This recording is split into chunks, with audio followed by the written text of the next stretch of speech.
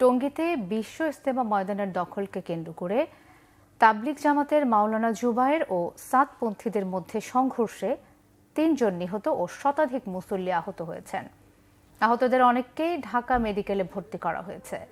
এদিকে পরিস্থিতি নিয়ন্ত্রণে টঙ্গীতে ৪ প্লাটুন বিজিবি এবং ঢাকা মেডিকেলে সেনাবাহিনী, র্যাব ও পুলিশ মোতায়েন করা হয়েছে। গাজীপুর প্রতিনিধি মীর মোহাম্মদ ফারুকের পাঠানো তথ্য ও ছবিতে ডেস্ক রিপোর্ট। টঙ্গীর বিশ্ব ইজতেমা ময়দানে ২৯ নভেম্বর থেকে ৩ ডিসেম্বর পর্যন্ত মাওলানা জুবায়ের পন্থীদের ৫ দিনের জোর ইজতেমা সম্পূর্ণ হয়েছে। এরপর থেকেই ইজতেমা ময়দানে পুরোপুরি জুবায়ের পন্থীদের দখলে রাখা হয়। নানাভাবে মাঠ ছেড়ে দেওয়ার আহ্বান জানানো হলেও তারা তা মানতে নারাজ।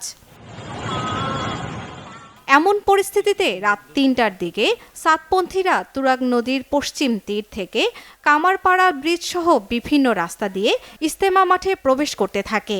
এ সময় মাঠের ভেতর থেকে জুবায়েরপন্থীরা ইটপাটকেল নিক্ষেপ করে। জবাবে সাতপন্থীরাও পাল্টা হামলা চালায়।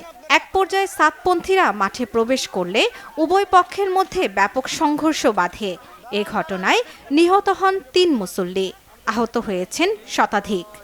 কামারপাড়া ব্রিজ থেকে ওই মোড় পর্যন্ত মানুষে একদম ভরা ছিল। তো ওইখান থেকে আমাদের সাথী দেখে মাদ্রাসার ছাত্ররা ওই প্রথম গেটের ওই পাশে যেখানে বিদেশি মেহমানরা থাকে সেইখানে ছাদে উঠে আমাদেরকে ইট পাটকেল নিক্ষেপ করে। ৪-৫ জন ছেলে ট্যাগার আছে, ট্যাগার সাথে যাওয়ার পথে সব করে যেন একটাই মারলো। তার গরু জব বলে যে রক্ত বের হয়, আমাদের সামনে রক্ত বের হতে থাকলো। আমাদেরকে গেট আটকে রেখেছে, আমাদেরকে মারছে। আমাদের কালকে ৩-৪ দিকে ওনারা এরকম জবাই করে দিচ্ছে, ওই যে গেটের মধ্যে জবাই করে দিচ্ছে। তাহলে এটা তো কাম্য না। মুসলমান তো মুসলমান ভাই এই জন্য মুসলমান কাটাকাটি করবে। এটা মুসলমানের চরিত্র না, যারা এটা করতেছে তারা বিন চরিত্রের মানুষ। এদিকে বুধবার সকাল থেকেই মাঠ দখলে রয়েছে সাত অনুসারীদের। ইজতেমা ময়দানেই ২০ ডিসেম্বর থেকে ২৪ ডিসেম্বর পর্যন্ত জোর ইজতেমা করতে চান তারা। আমরা কামারপাড়া থেকে সুইচ গেট পর্যন্ত রাস্তার মাঝখানে রাতে ঘুমানোর জন্য আমাদের সাথীরা বিছনা করছিল।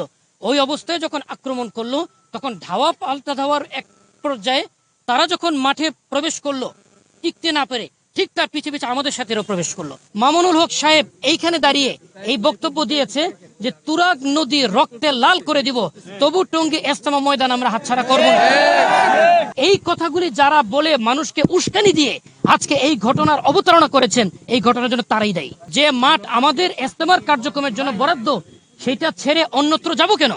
অতএব জোর এখানেই হবে ইনশাআল্লাহ। ইজতেমা মাঠে সংঘর্ষের ঘটনায় ঢাকা মেডিকেল সহ স্থানীয় বিভিন্ন হাসপাতালে ভর্তি রয়েছেন মুসল্লিরা। শর্মিলা কেয়া, বাংলা ভিশন নিউজ ডেস্ক।